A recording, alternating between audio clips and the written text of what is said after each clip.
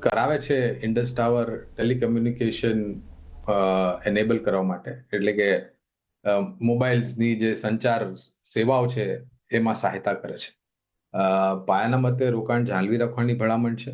આ સમાચારથી કદાચ થોડી ઘણી અનિશ્ચિતતા છે કે ભાઈ નવા બજારમાં તમે જાઓ છો, એ બી આફ્રિકન બજારમાં, કારણ કે આફ્રિકન કામકાજને લઈને પહેલા બી તમે જોવા જાઓ તો ભારતીય એરટેલનું જે કામકાજ હતું એને લઈને થોડું દબાણ હતું. તો કદાચ એક આશંકા છે બજારને કે કેટલું સક્ષમ રીતે આગળ વધશે અને કેવી રીતે યોગદાન આપશે. પણ મને નથી લાગતું કે કોઈ મોટી નકારાત્મક પરિસ્થિતિ છે આ નવા પગલાંને લઈને. રોકાણ હોય તો જાળવી રાખો.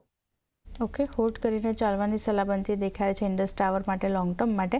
અહીંયા ધ્યાન રાખવાનું રહેશે. HDFC લાઈફમાં આજે એક વેચવાલી જોઈ રહ્યા છે. ઓલમોસ્ટ 2% આસપાસની દબાણ સાથેનું કામકાજ થતું દેખાઈ રહ્યું છે.